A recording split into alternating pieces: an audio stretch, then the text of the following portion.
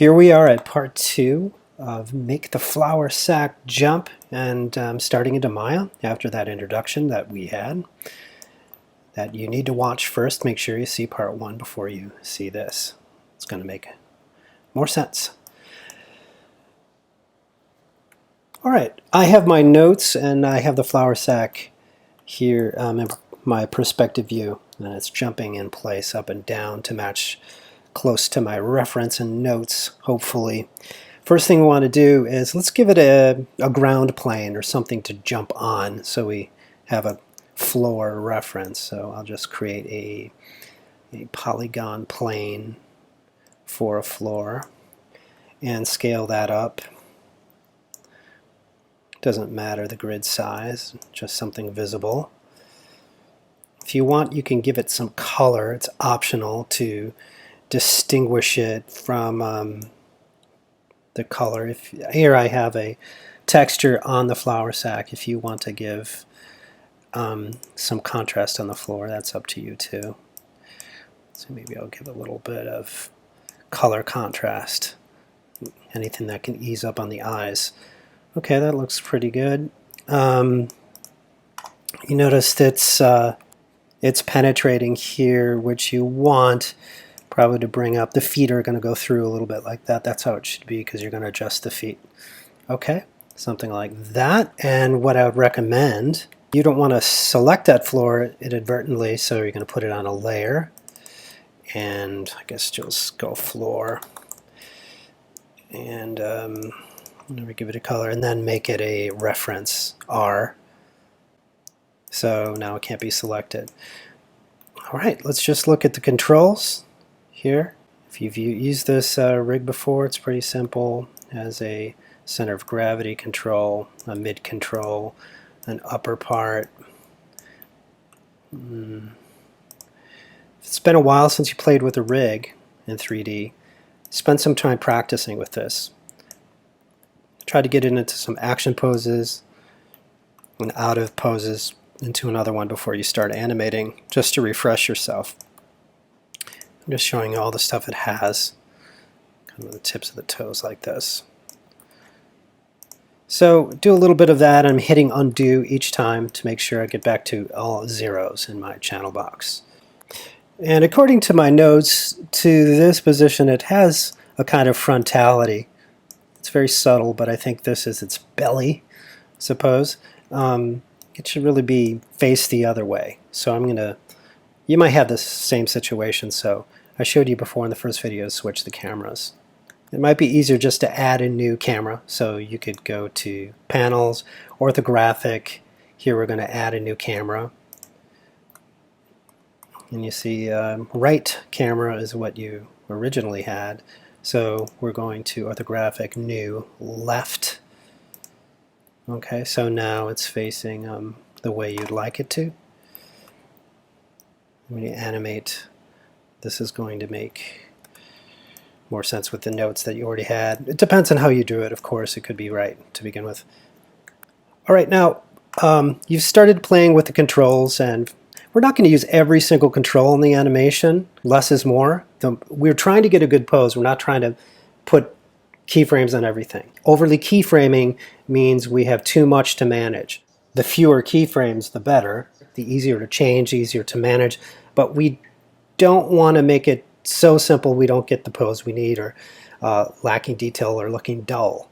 So we have the appreciation of using all these tiny controls, but we may not use them at all. So the first thing to do, I think, before we start referring to our notes and animating a jump, is I'm going to teach you how to make a macro key, sometimes called MEL script button or macro button. What I'm going to do is create a macro key in MEL that will, at one click, select all of the controls at once, rather than going through click, click, click, click. And that way we can have a thorough line of animation curves running through, and we can always delete the flat curves. It's just a method I've used for some years.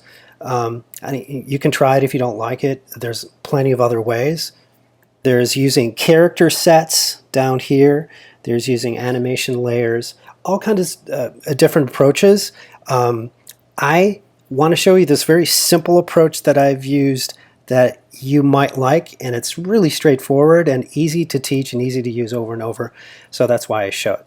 So it's creating a macro key, and let me just show you that. Okay, let's go to the for view where we can see the controls a little bit better.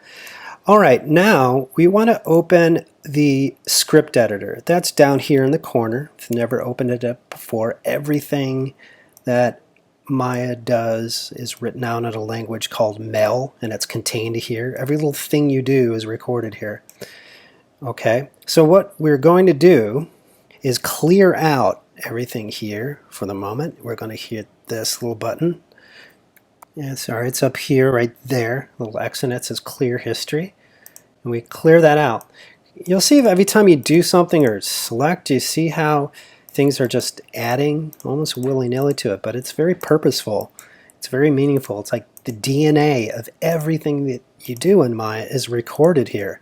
So that means you can go back in history and cut and paste, and those are commands that make stuff happen. So it's not really programming, we're just cutting and pasting. We don't really have to understand Mel, but we're using the advantage of this powerful language to do things. All right, let's clear it out again and clear history. And here's what we're going to do.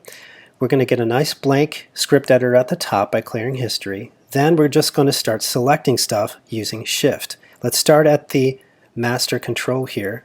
There's a super mover, sometimes called super mover. This one right here, select it. Okay, now holding Shift, this will take a little bit, be careful. Shift select each and everything that you may plan to animate here. Okay, maybe I'll skip the very toes of this, but I'm kind of going for... See it all adding up? I'm going for every part that I intend on animating later. Trying not to leave anything out. It's saying this mel command for select -tgl. Okay.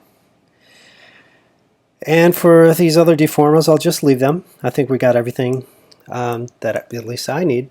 Okay, then you have this big list of select items here. So what I'm going to do is go in the graph editor, just select a big swath of text. Okay, make sure you don't miss anything. It all matters. And then middle mouse button, drag to the shelf and release. So it's going to ask you saved script. It thinks it's a script, and it is. You've cut and paste, but you've actually done some programming here. Okay, just save as Mel. Click Mel. All right, now just click off into space and nothing. And we can even clear history again. It doesn't matter. This is the past. Nothing happens when you just clear the past. Okay, and now we have this new button, M for Maya, but think of it as macro, and you click it, and it enacts everything you selected. Now with that in mind, you can do anything, create any of your own buttons this way, and you don't need to know anything about programming or Mel. Just cut and paste. It's kind of like Actions in Photoshop, but it's much more straightforward. Very, very easy to use. So in this way, you could create one button for the upper body, one macro for the lower body, one for the foot, whatever you desire, and have it all your own tab here. Would not take much time at all. But here, let's just keep it simple. Have one macro button to hit M. And by the way, if you want to give it your own label here, if you come back and maybe mix it up and add it to a new shelf and you don't want to lose it, you can add a little label to that, a name so you remember. Just click here in the little sprocket for settings, shelf editor. You're going to find what animation, that's the name of the tab. Click animation, and then you go all the way down on this vertical list, which matches this list, and you're going to find your macro here, which is select stuff, and then it will have a label name, icon label, and I'm going to put all. All right, and save all shells, and then it puts that name on it, which is convenient. Okay, so let's start this animation. looking at our notes, we are going to use this button quite thoroughly. Clicking on it, selecting all, I'm going to go to first frame and hit S. I'm putting keyframes on everything. Now this is just my method. You can be different. You may be taught by other professors who say, okay, you can right and isolate select and right click and set keys this way. But what I like to do is use the macro button, just hit keys on everything, and all the flat lining curves we can always delete static channels later. We'll get to that. So first of all, we selected everything and now we have keyframe and everything. That's just a preserved pose, all right? That is not yet our, let's see, it's this way, right? Yeah, that's not yet our first pose. Our first pose in our sketch and in our reference is a little bit more relaxed, and I said we should work more in the side view. Okay, I'm adjusting my windows a little bit so we see mostly the views we need. We can play with these if you want to have settings for certain windows. All right, so I'm going to relax them on my first frame, of course. I'm going to do a bit more of a relaxed stance pose to match my reference and idea here, something like that. He's at rest. He's not totally stiff standing up straight. It's a more relaxed pose. All right, something like that. It doesn't even need to be flat-footed, right? You could do this contrapposto pose here, which is a hell of a lot more natural than just having a flat-footed character. Gives him a little bit of attitude right off the bat, so he just doesn't look like a default CGI model pose. Just give him a little bit of life. And you notice as I'm working, I am not putting keys on anything. I'm just moving it. Why? Because I have that macro key, and I'm just going to select keys on everything later. But this is kind of dangerous because if I did have keys and clicked off the character, it would lose that. Some students like to use auto keying, whatever you're in the habit of. You don't have to follow mine. This is just a suggestion. But let's say I have this relaxed pose, how I kind of like it. All right.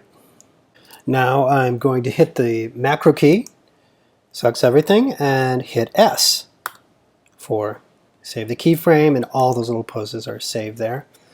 I haven't yet, but I should set this for 140. I set it before in the demo, but I need to reset it now because it's really important to establish that is your whole canvas of time here.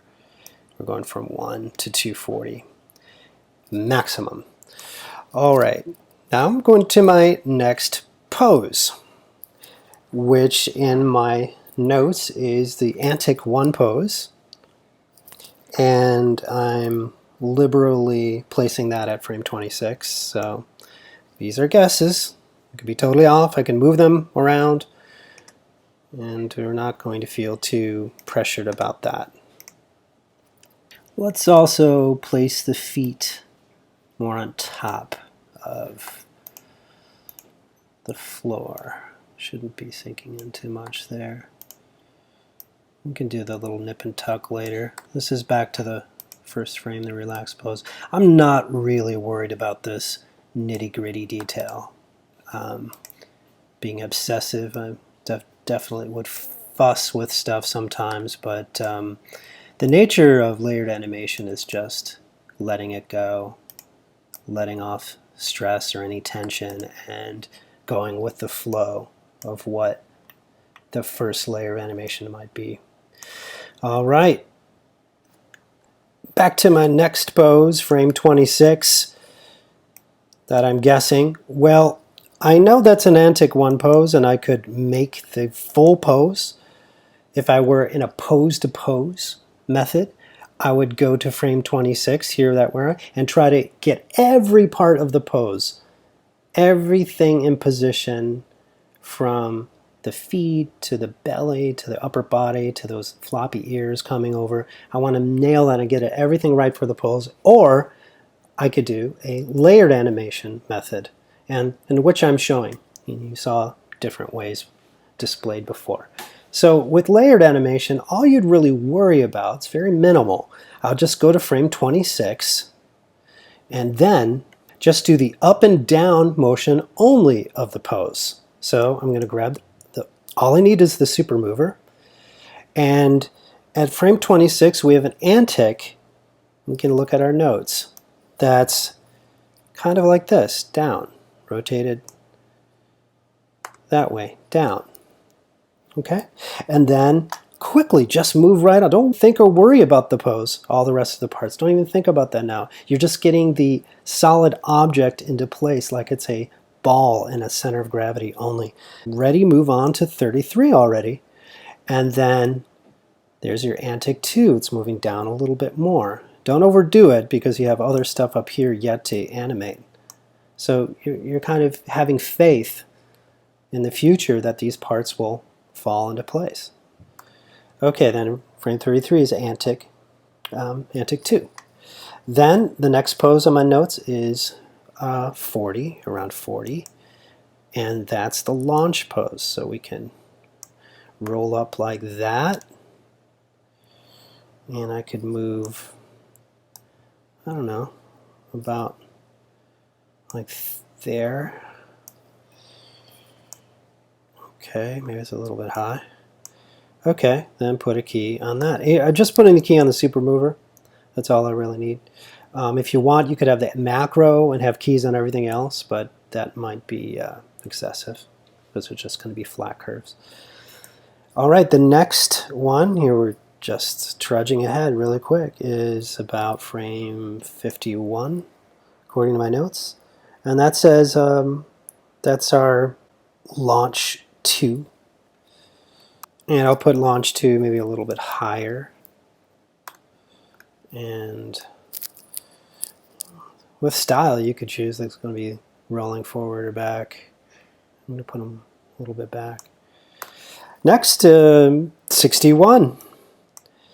And 61, I have in my notes, it's a first landing pose. So sure, we'll not put them right here because we're going to do some squash and stretch too with the leg stretch later. So leave some room for that.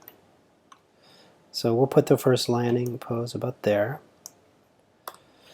And then I'm moving to 69, and then that's what I'm calling follow through 1.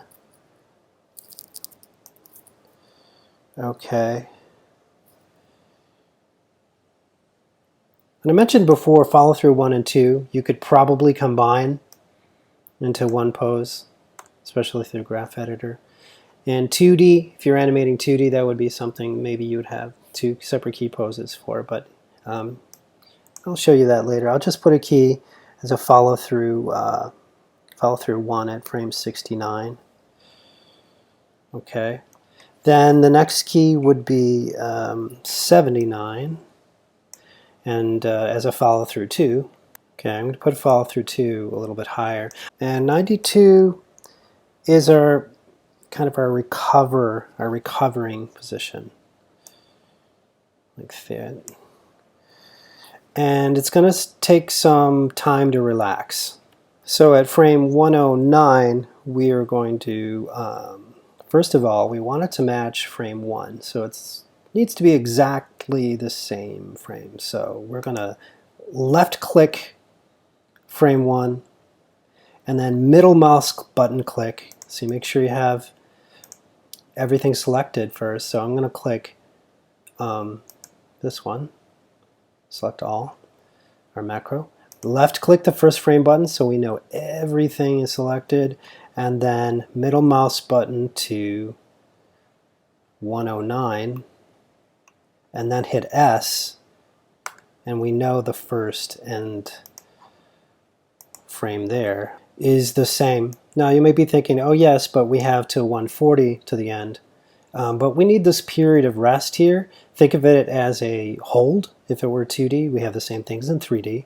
Hold. So we're actually going to put another one on 140. So still left mouse button on 1, middle mouse button click, on 140, hit S, and it's going to copy and paste that exact position frame for everything selected. Okay, so there's a little bit of a quiet there. All right, so that's primary animation done. And this is what we have so far. Just play it. Yeah. Layered animation, the timing will need some tweaking, maybe a little bit crude, but we're looking at it just as an object, just as a ball that we're going to add some layers to later. And you don't want to move on to your next layer of things until you're really satisfied with this. So you can kind of look at the speed. I feel that it's a little bit sluggish on the jump up here. This part maybe a little bit sluggish. So it's no problem because very few keyframes are there. So not much to move around. And you could do it right here on the timeline without even having to open up the graph editor. So right here as it's jumping, I feel, well, two things. That could be higher. You could jump higher, or the space between these two keyframes quicker. That's an option. A lazy, floppy kind of, I try to emulate that in my jump, like a floppy, heavy sandbag-like flour sack. So I don't want them to jump higher, or they'll make them seem too sprightly, too athletic. So I'm going to instead just quicken the time. I held Shift and dragged with the left mouse button the red area over the keys. I'm sure you've tried that before. And then you can move any areas all together, or you can just move one key if you want. That's how I did that, and let's see how that fares. Okay, that's looking pretty good. That's nice cartoonish hang time, except now I think the coming down part of it is a little bit too slow. And I want this still to be at 109, so let's do this. Let's identify the area here. It's a little bit too slow. So this is happening really fast, this nip and tuck. And it's very quick and easy to respond. All right, it's getting there. And here, if you didn't catch that, by the way, again, it's holding Shift, dragging left mouse button, and then middle mouse button, you can drag a key. Look at how sensitive just moving one key is. Right here, if this area I think is too fast or too slow, before I thought it was too slow, so I moved it closer to 47. Look at the difference, how powerful this method is in changing the destiny of this animation. Okay, that's too soft, it's too slow, right? And what if we just moved it only 2 frames, right? All we did is move that key. And we can really see in layered animation how simple, yet how powerful small changes are. See that change? It was really brisk, just moving one keyframe. Okay? So this is why I feel it could take the stress away of worrying about every part of a pose yet to come when you're trying to get the essentials. You're trying to get it just to look weighty, like a real object in the world. Then add all the details later. Right, so what I did is I moved around only these 10 or 11 keyframes, just massaged them a little bit forward and back to make it just right. There's just not much to worry about. Very easy to block in your general layered timing. And this is what I have so far. And it may diverge quite a bit from my original sketch or plan. It shouldn't be completely different. But when I say diverge, you might have moved one of these frames 2 or 3 frames back or forth, maybe 4 at the max. But you've got this general plan of keyframes, and we have something here that we can sign off on. We go, okay, well, does anything seem fast or slow? That's all we have to worry about. We're not even thinking too much about pose. We're only thinking about the rhythm. And that's the benefit of doing layered animations, kind of like laying down the drum track or the bass track, and everything else is going to go on top of that. As long as we have that backbone and good timing, then everything can fall into place. It could really ease the tension of having to think or sketch too much of everything about the pose. Well, you know, the downside is we might not know all the details visually about what's happening when. Hey, it's not perfect. You could spend more time in yours, but it does have this basic up and down sense of weight. I tend to fuss a little. I think it overshoots. It follow-throughs a little bit too weirdly or abruptly there. Perhaps I can fix that. So I had it on frame 69 or 70. That ended up to be a really good place for that pose in the end. Okay, pretty good. Okay, so this is what we can call primary animation in a layered method. Now we're going to the secondary. This is raw primary, very, very raw primary. But it's very clear in your head as you're doing it. Okay, now we're going to add, if it had arms, we'd be adding those. But it has these ear-like extensions, it has feet, we're going to add those. So let's do that, and the animation is going to go faster and faster this way. So let's save for sure. Don't want to lose your work.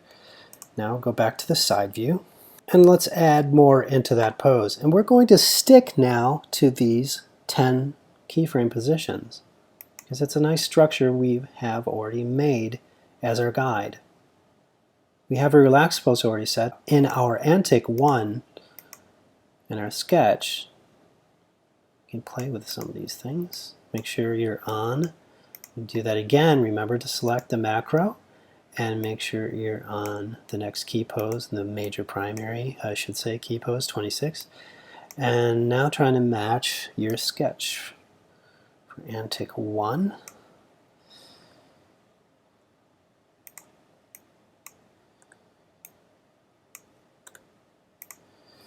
which is something like this.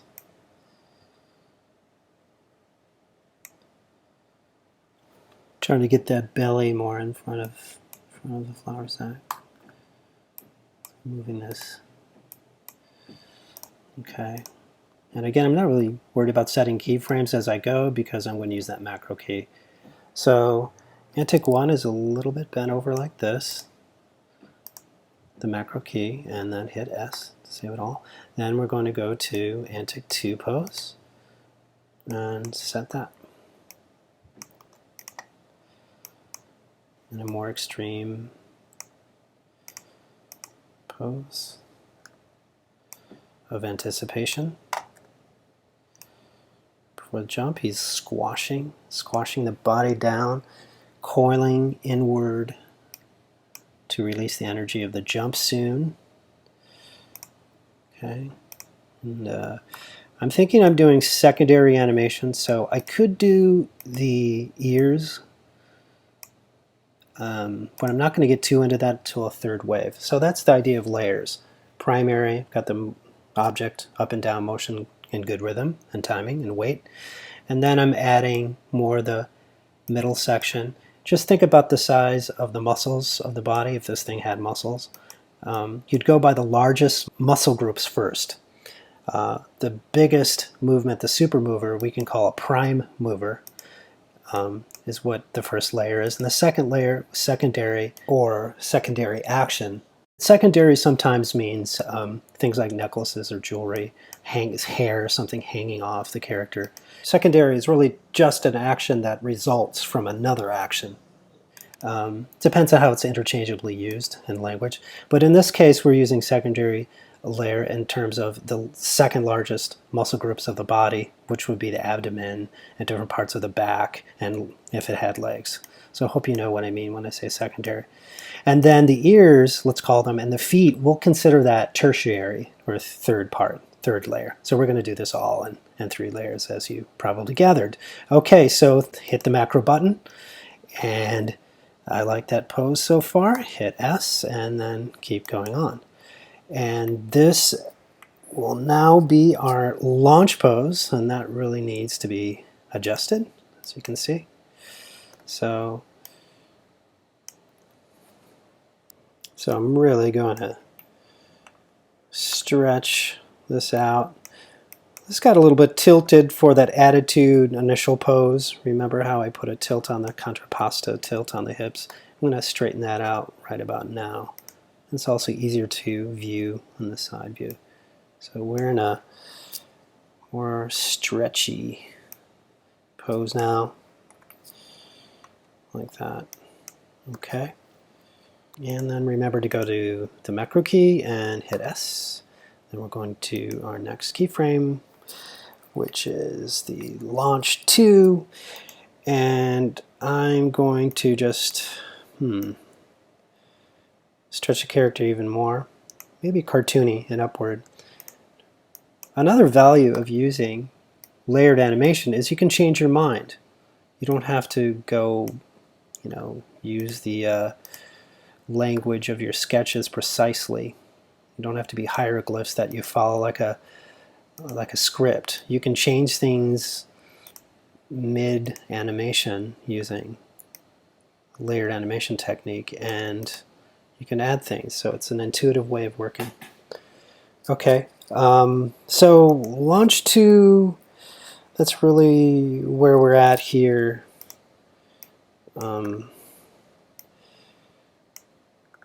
Could be even more stretched. It could get ridiculous though, so I'm just wondering what would, let's see how that looks. Might adjust it. And this would be probably tertiary, but eventually we're gonna, let's leave that till later, the ears. Anyway, then you're gonna hit the macro key and hit S. And your next keyframe then is the landing.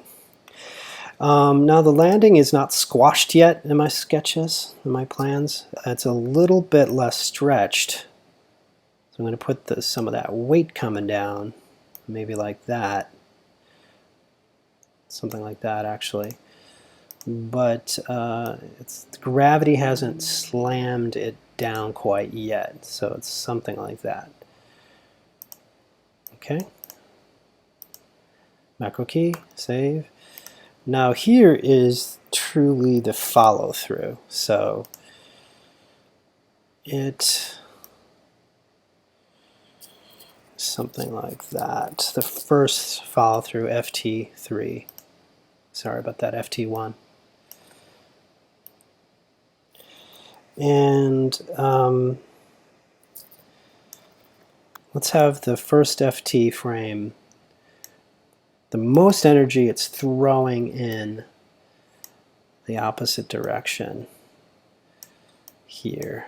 So if it's making an impact and ricocheting its weight off. So we can make it a little fun and cartoony by stretching it some here.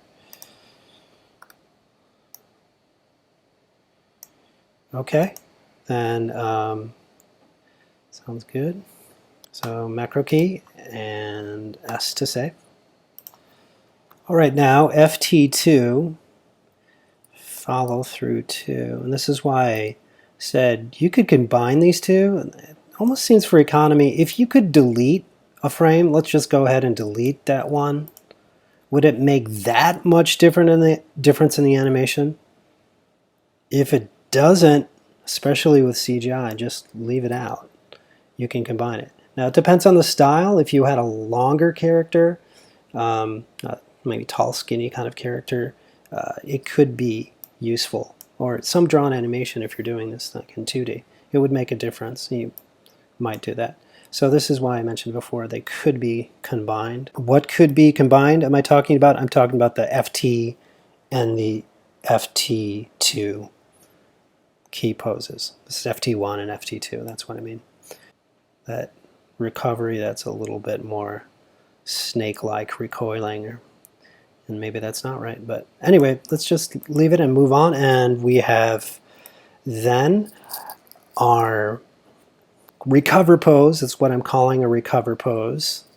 It's frame 87. Okay, something like that. Just a little bit idiosyncratic pull in, which I guess I'll leave. And then the relax end pose, which will be very similar. See, I have duplicates on the full length of the animation, which is 1 to 140, but I'm going to leave time here for rest. So this pose is going to be the same as that one. So I'm going to left click, make sure I have everything selected with my macro, left click first frame, middle mouse button click 109, and then hit S. That little feels like there's something going on beneath the flour sack material, that it's alive in there, and we didn't have to do much for that, just copy the key. And this also is a duplicate key. We can put a little bit of life on there, just a kind of readjustment to give random activity, because this is this benefit of using layered animation. We can add stuff along the way to give it some life, and see what would happen is we just get a little bit of jiggle, that it's readjusting itself without even having to think of that as a pose. It's all coming intuitively, spontaneously, creatively as we animate. All right, so that's a secondary wave. Let's see what we have. Okay, just playing it to the little angle on it in the perspective view.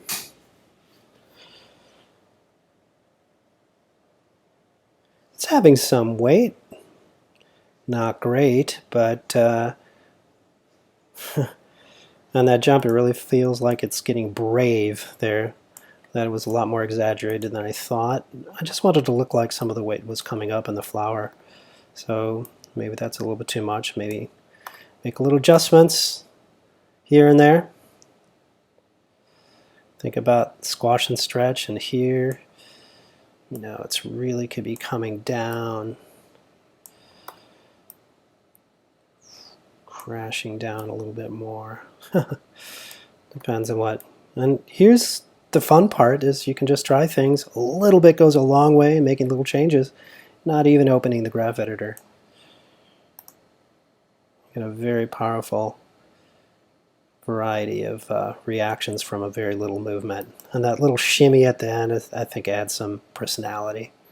That's why I left this extra time to settle in. Maybe he's a little bit proud of his bad jump, but he's proud of it somehow. All right, for time's sake, I'm going to just move on. I could make tweaks on that, and I'm going to work on the tertiary animation, the third part, which include the ears and the feet, and then we'll be done. All right. So this part you probably could do in the perspective view. Remember I said before in the other video, and again here, that working with a flat orthographic view and the side view, matching your nodes, is the best way to keep everything under control. But now, since everything is ironed out pretty well, I can work in the perspective view, okay? And I really want to see if those feet are penetrating. And let's just follow the guide of all the other layers. And looking, okay. No, we don't want maybe the belly to fall under the ground or the feet, so we could make some adjustments. We're not going to do polish, really. And here I'm not so much following the keyframe guidelines of what I've set down with other layers. If I don't want to proliferate my timeline with more and more keys, I could go in the graph editor and just push around things. That would be a more pro way to go. You know, I could do that to move that up, and then hit S. I'm not using the macro now. This is more detail work, and I'm just adding, you know, more and more keys, which is kind of ugly and it doesn't look good for management. It's up to you, but a better way to go perhaps is just move stuff around in the graph editor. Right, so we go to Windows, Animation Editors, Graph Editor. If you hold Shift and Command, we can put this right on as an icon. Click it, and then we can see.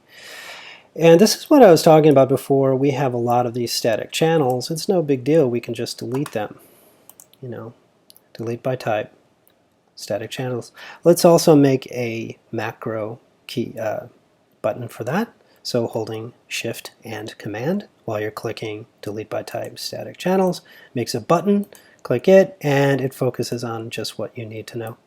So what I was saying is, instead of creating this 29 key right there, extra key, we can delete that and just go more precision to these existing keys and maybe moving them up.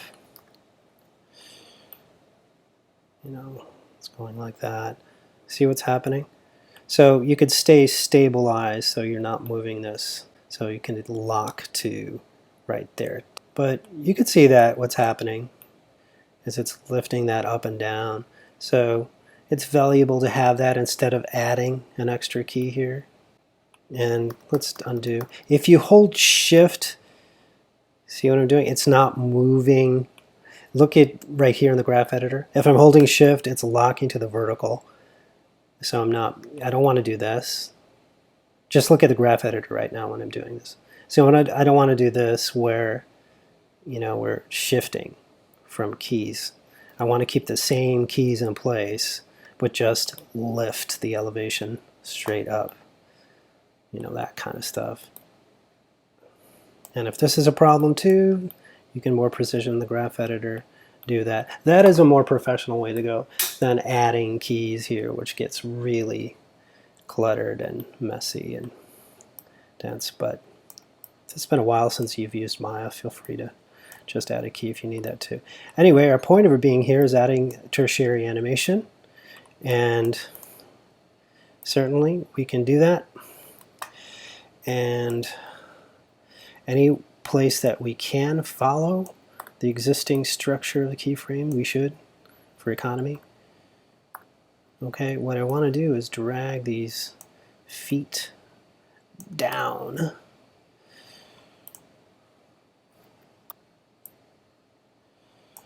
And we stretch them.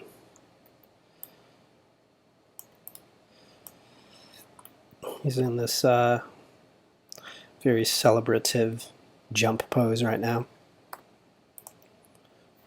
And you can style this any way you want, however your jump was, or you want to start adding new characteristics. Like you can have them do a kick or something, or sort of hooray sort of jump. It's all up to you. Just want you to try this as a practice. This is not graded. Again, just need to see where you are. All right. You can see how that's stretching nicely. And let's keep going. See that naturally come up because we've used that macro key and it already was at that frame. So we're letting the animation do it for us. It's another benefit. Let's have that go up a little bit further. What do I mean? The feet? Have the feet go up a little bit further. Like that. Anywhere I can, sticking to the keyframes I had originally in the macro. Oops. That's probably fine. I should leave it. Because I have something kind of nice happening all by itself. See that? It's kind of fun. I'm going to leave it. And then I want it floppy, so let's have the feet as it comes down really drag. So with frame 50, I'll have some serious drag happening here.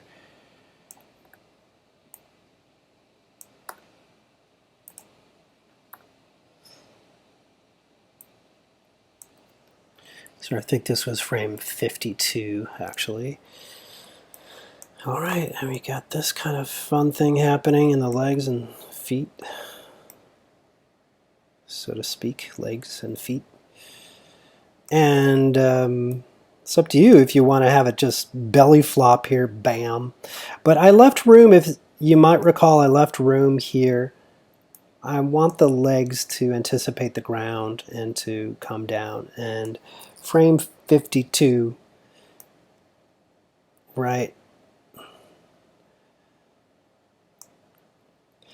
It's going to quickly meet the ground here, so let's add that in. Sort of a split between a belly flop and the feet landing to catch if there is some sort of muscles in the legs to catch the floor. We're adding that. Adding an extra key for that. So that will just be a quick, you see the legs are coming down really fast to catch, sort of like a cat, when a cat catches themselves fast on the ground on its feet.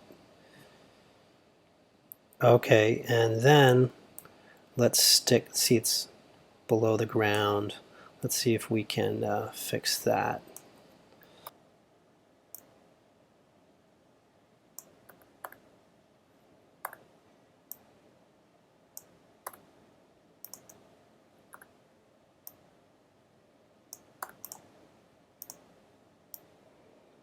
It's really getting into the nitty-gritty now.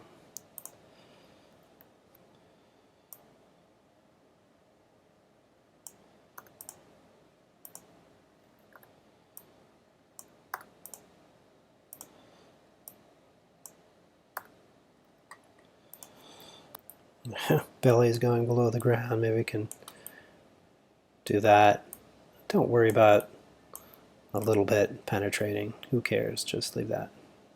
No one's going to see it. Okay. And what do we have left? The feet pretty much stay in place. Maybe there's a little bit lift there we can fix.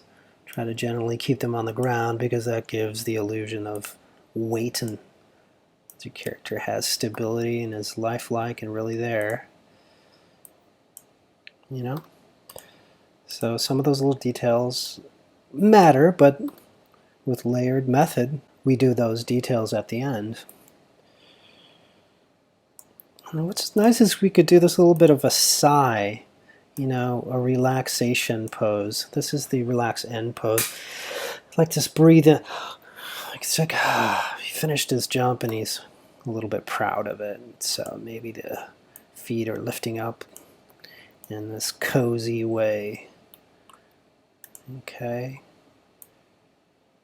So all these details are quite different than the first pose.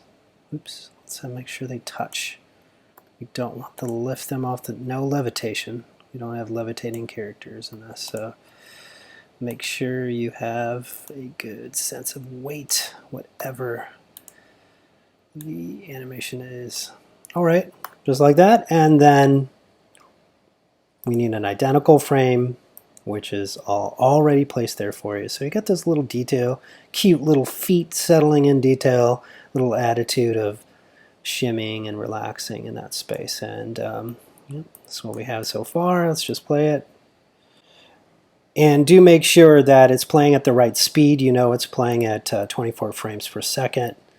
And if your computer starts slowing down, if it can't play it in that time and it starts to slow down as you do more stuff, do a play blast, Windows play blast, and make sure you know what the real speed is.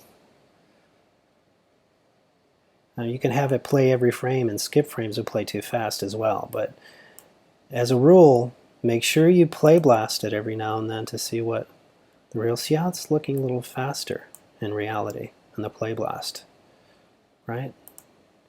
This one, okay, it's looking pretty good. Versus this, right on the timeline. See, it's slowing down a little bit because we're adding more and more, and I'm using a kind of a simple laptop on mine. Nothing fancy I'm using right now, by the way.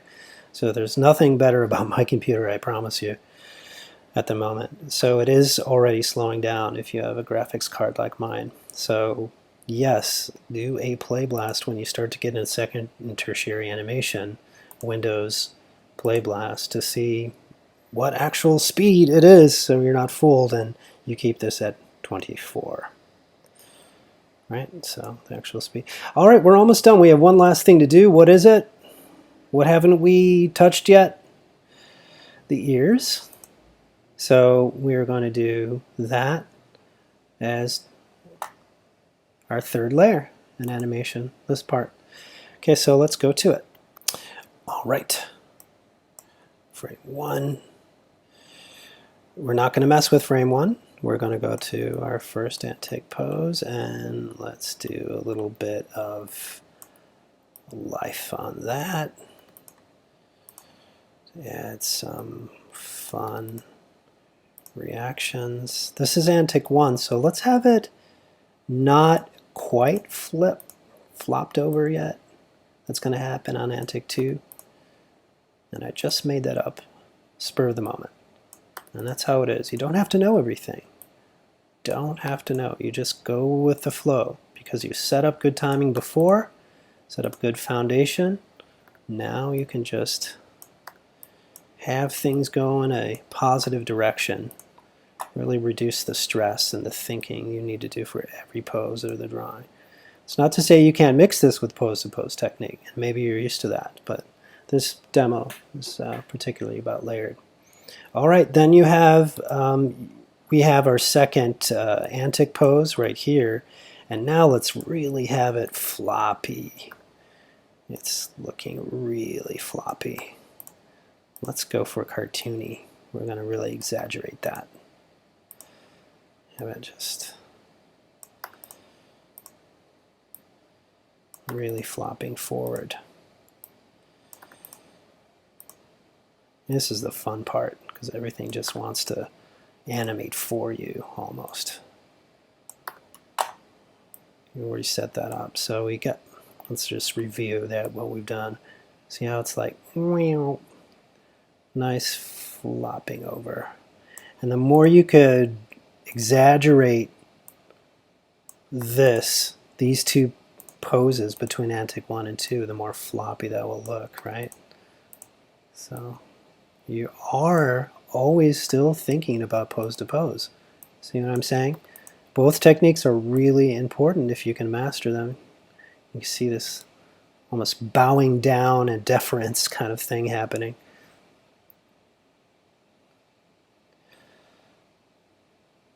And that just gives a nice flavor.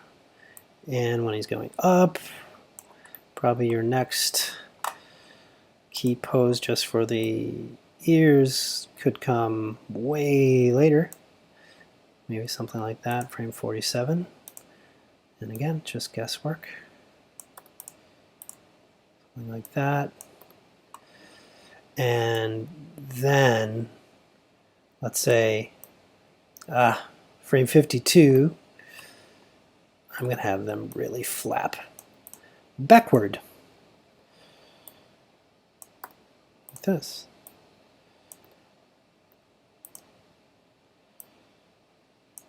And stretch a little bit, because you have squash and stretch. You can have a cartoony as you like.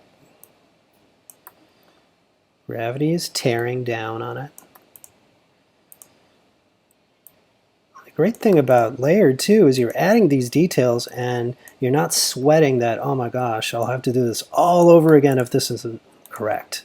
You know that it's not far off. It's not going to be great or perfect. That's not what we're aiming for, but it's not going to be so far off that all that work you're putting in the details and you're putting extra keyframes, it's not going to be throwaway. It's not going to be garbage that we have to worry about, that it's way off and we have to start from scratch and reanimate from the beginning. And that, especially with CGI, can take the stress off. For anyone worried about animating in Maya, it really is simple, and it couldn't be simpler if you just try an easygoing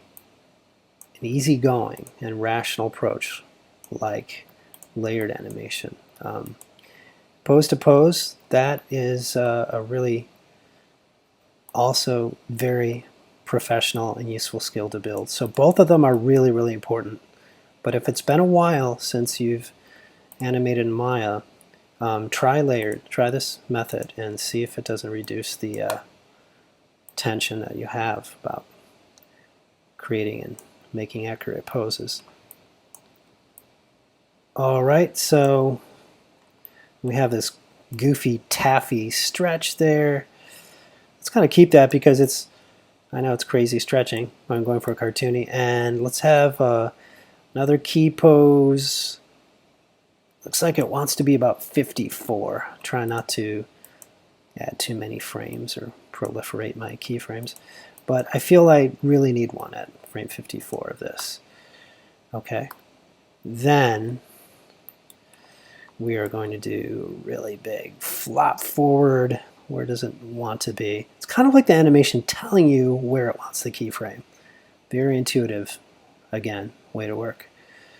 Okay, so it's telling me that about 58, it wants this to be about 58.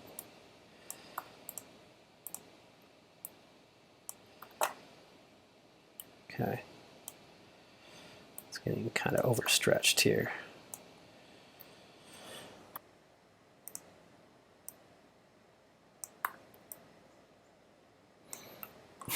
Check different views. It's getting kind of out of hand a little bit on this side. All right. Just want to flop that forward. Yeah, that's what I want, like that. And it's a little bit crazy stretched. Let's bring that back home.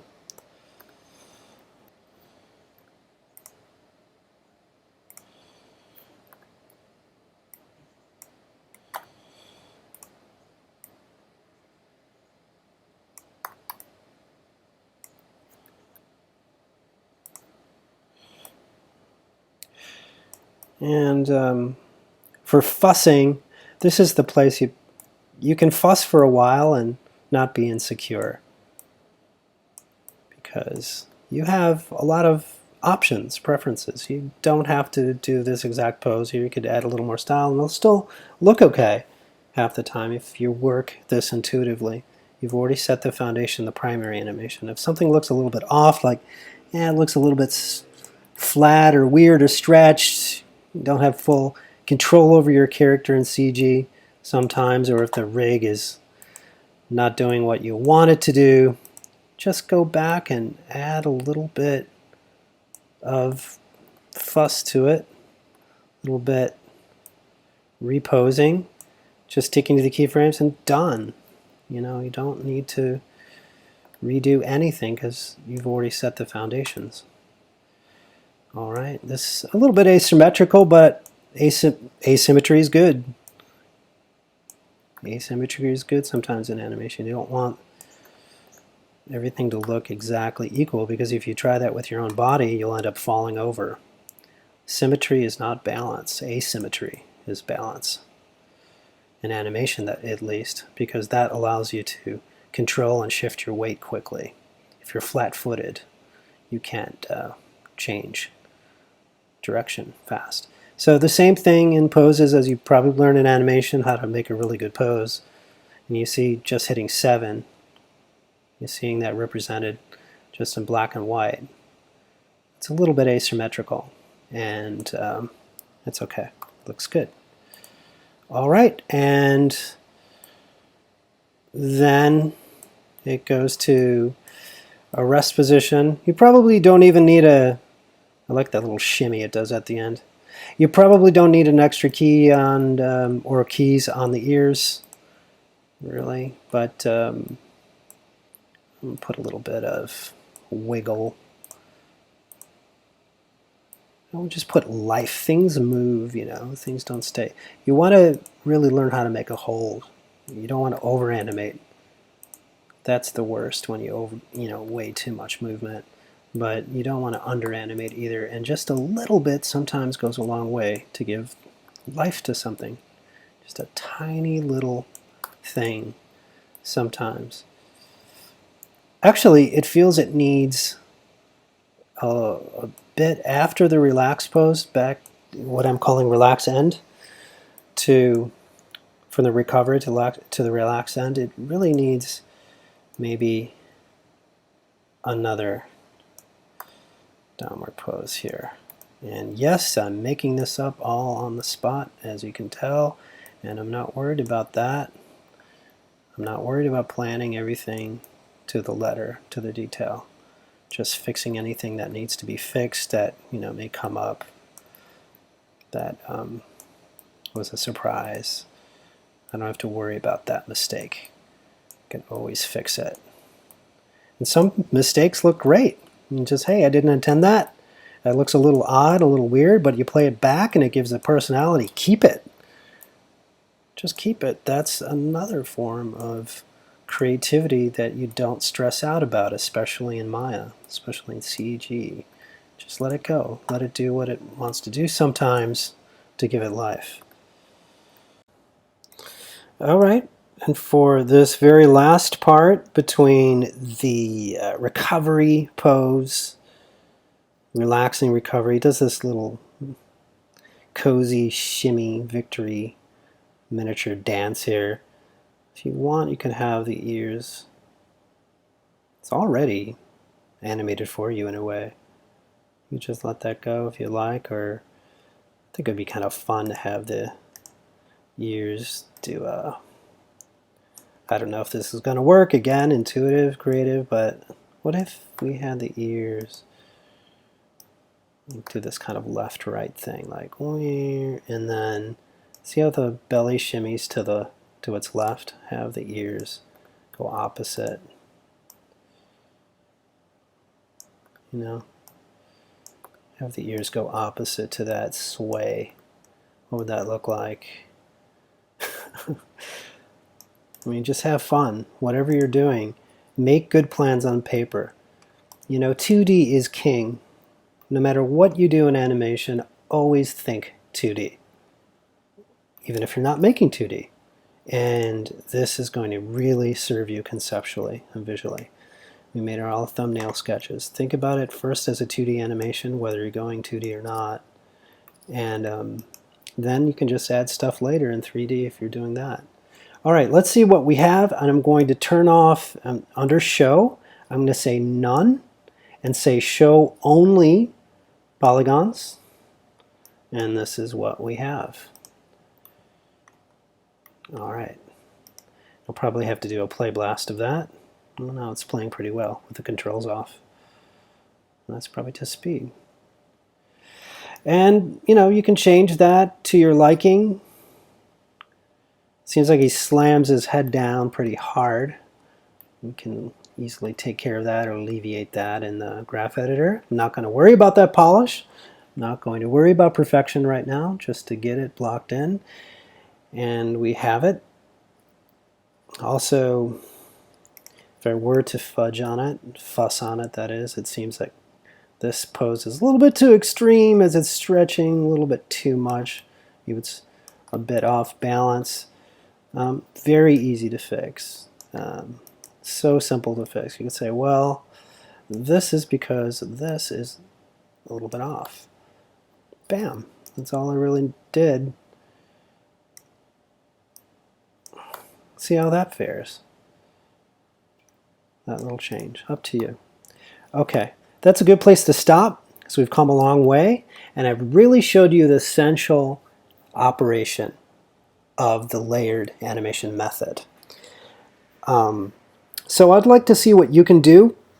This is not graded, as I've always said, this first part, just a demo, but I want to see that you can do this, and I want to see where you are if you're going to struggle with something, if you have questions. So I'd like you to try this, the jump.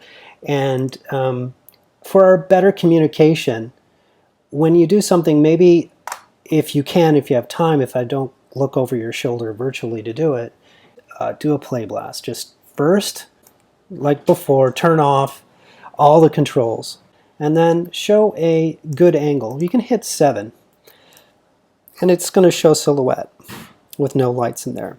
We're going to talk a lot about staging in this course. Just hit 7, and if it really communicates well in a silhouette, it's going to look the best it possibly can for that. This obviously wouldn't be good staging because we can't see it at all. It's going to be meshing maybe with the ground. This right here would be a little bit boring staging. It's okay, but look at the first part. We can't really tell what it's doing. The jump is okay, but find a staging that looks good all the way through. And something like this would look probably good all the way through. So that's just hitting 7 on the keyboard before you make your play blast, and then 6 to go back. Make sure you save your work. Save that MA file. And then let's do a play blast. What you should do for saving a play blast is go under Windows, Play Blast, Option Box, and click. This was unclicked before and I default it's off, so I clicked it on, Save to File, and make sure half scale is fine. Make sure you put that in a location you can find it. Okay, so Play Blast and quality 70 AV Foundation. That's good. If it's on, if you have a Mac, it should have this. It might be different if you're on a PC. But you're creating a movie file, a movie or an MP4, and quality 70 is good. Scale, just for this is okay for the assignments in the future. If you're doing Play Blast, it should be full scale. It should be 1, not 0.5 half. And then, yep, save to file, Play Blast. Okay, and by the way, I just threw a couple of colored lights on it. Completely optional. It was just easy to throw point lights on. And this whole time I've been rendering with Viewpoint 2.0, and you can set things in here just to your liking. This has nothing to do with visual elements right now other than animation and staging, so just position that so that you'll like it. And again, Play Blast, save to file, 50% is okay, and then Play Blast it. All right. That goes through and creates a file, which is small and good enough. And yeah, so if you want to, should have left a little more room for it to jump above. It goes a little out of frame. So if you need to reframe stuff, go ahead and do that.